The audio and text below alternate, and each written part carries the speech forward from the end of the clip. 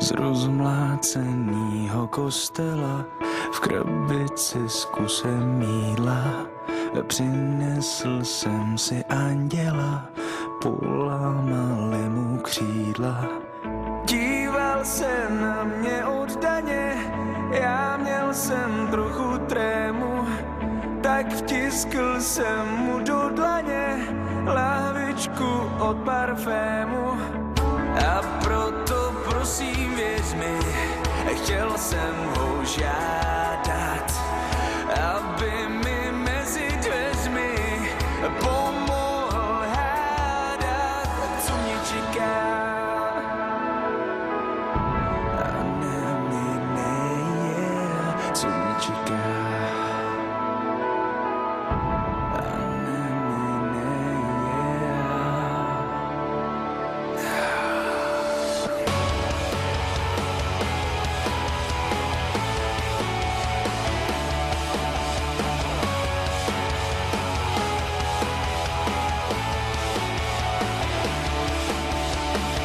Pak hlídali jsme oblohu, pozorujíce ptáky, debatujíce o Bohu a hraní na vojáky. Do tváře jsem mu neviděl, pokoušel se jí schovat, a to asi ptákům záviděl, že mohou poletovat. A proto prosím věř mi, chtěl jsem ho žádat, aby mi mezi dveřmi pomohl hádat, co mě čeká. A nevidej, co mě čeká. A nevidej, co mě čeká.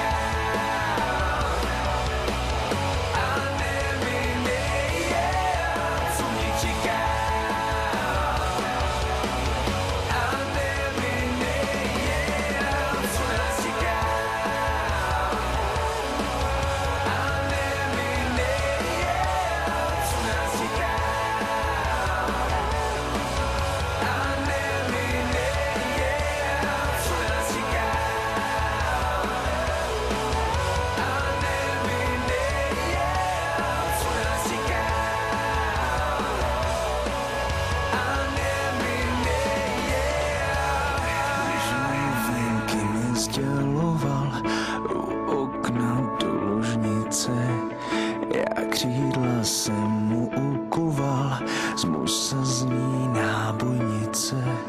A tak jsem pozbyl anděla, on oknem odletěl mi, však přítel prý mi udělá novýho z mojí